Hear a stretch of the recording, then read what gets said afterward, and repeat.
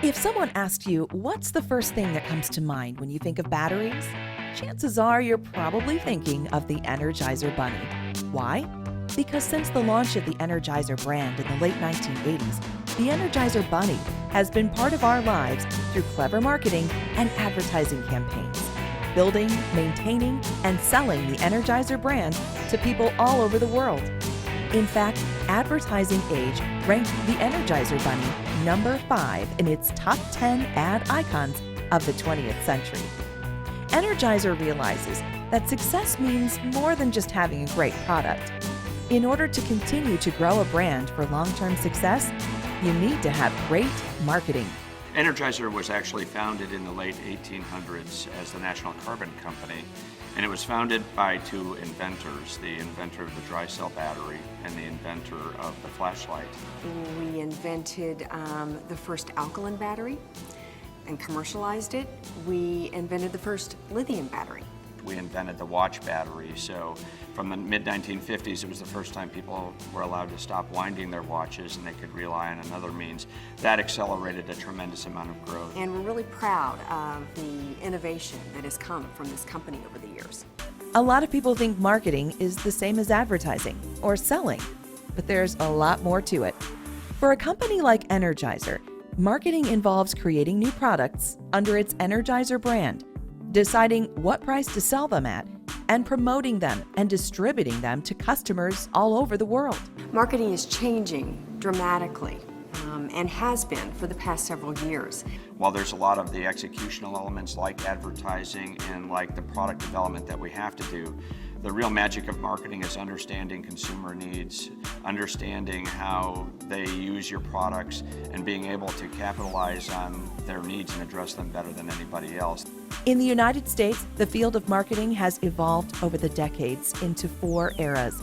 The production era took place during the mid-1800s through the early 1920s. Because of the great need for products, the goal was to produce as much product as possible because the market was almost limitless. During the next few decades, or what's referred to as the selling era, businesses began mass-producing products, and capacity often exceeded market demand. They therefore turned their efforts to advertising and selling to persuade customers to buy products. In the post-war baby boomer years of the 1950s, the marketing concept era took hold.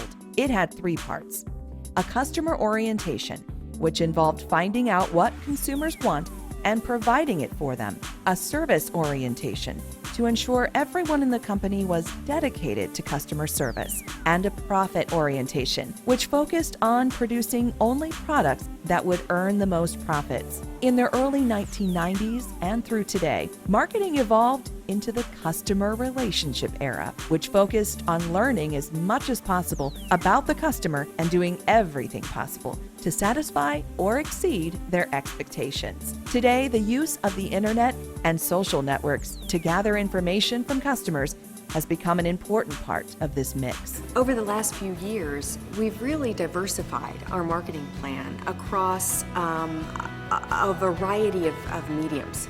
Marketing all the way up and through the late 90s up to about 2000 was heavily focused on TV advertising, broad reach media, and building the brand. Now we have online efforts, we have in-store efforts. You know, in the 90s, it would have been 90 to 95% television advertising. If you look at it today, it's less than 50% television, so we still use a lot of it, but the digital channels, social media, mobile marketing have taken on a tremendous importance in the way we talk to consumers about the brand. Today, marketing is all about pleasing customers. Almost every marketer knows about the 4 P's of marketing: product, price, place, and promotion. The 4 P's are referred to as the marketing mix because every marketing program is a blend of these 4 factors. Marketing today is much more, I believe, about helping the buyer buy. Technology has been an enabler and has really shifted the balance of power back to the end consumer. Consumers now have a lot more control over messages they choose to hear.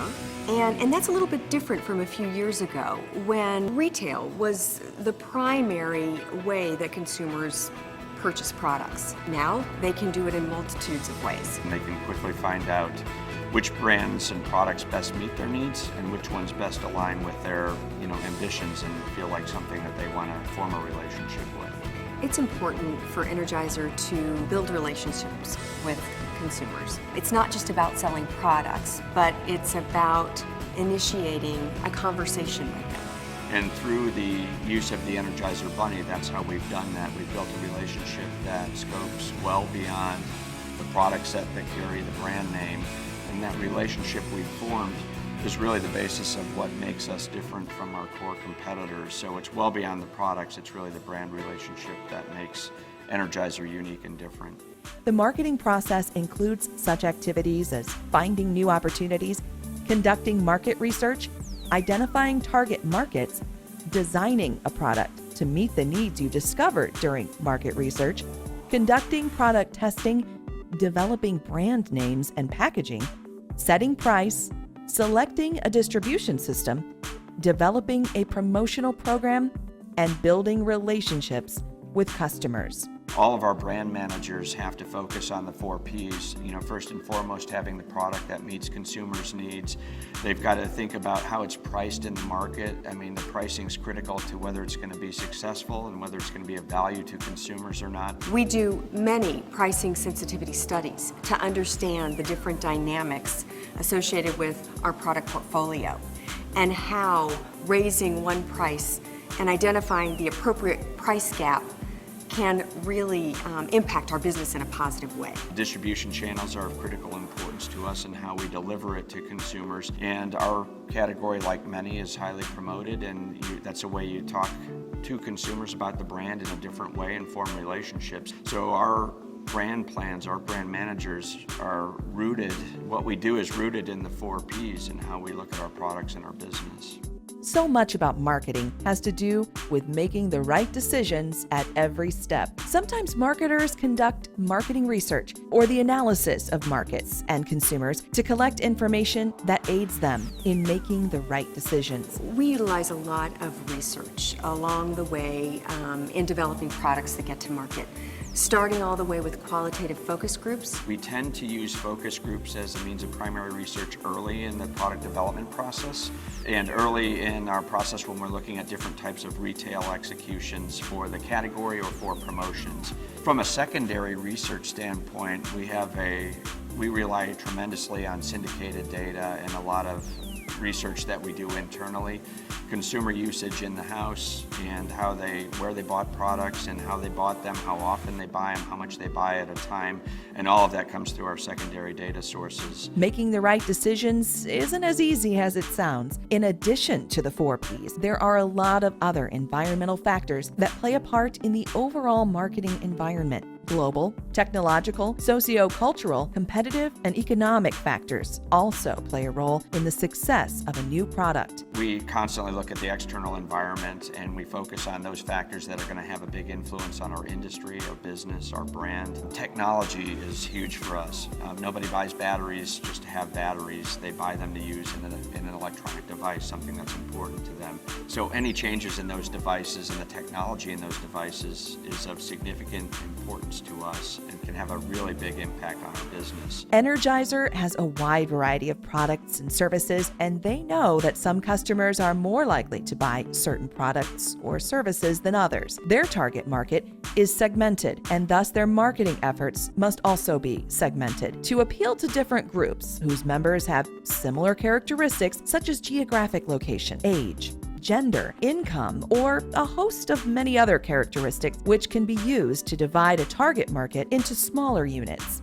We've done a lot of work on consumer segmentation. The reality of it is everybody buys batteries. It's a broad demographic. They buy it all over the world, so it's a broad geographic segmentation. What we focus on is the attitudes. So it's really attitudinal segmentation that is important to us. When we look at battery usage, consumers' attitudes toward whether they believe a device is high tech defines a segment. So they're willing to spend more for the batteries because they believe they perform differently in the different device applications. They're more concerned about making sure that they have the right power source for the right application. So that's their attitude toward that device that really drives their behavior. And that's what we focus on for the Energizer brand. These days, it's not enough to just have great products. Marketers use relationship marketing to not only keep customers satisfied, but to keep them coming back. Like other successful companies who incorporate the internet into their marketing activities, Energizer uses social media outlets such as Facebook and Twitter as one way to build and enhance its relationship with customers. In terms of where we fall on the spectrum of relationship marketing versus mass marketing, I would say we span the spectrum. We're becoming a lot more targeted in the new products and making sure that we're developing the one-on-one relationships and reaching people digitally, through social media, through mobile, and in the places that's important to them. So we've learned that there's a lot more to marketing than you may have initially thought. We also have learned that even a product as universally respected as the Energizer battery requires a great deal of planning, thought, and promotional savvy to succeed. Because the company does such a great job of this, customers look to Energizer batteries and portable power solution products to help them keep going. What allows us to be successful is the strength of our brand and how consumers receive our brand, how they trust it, and the relationship that they've built with it over time.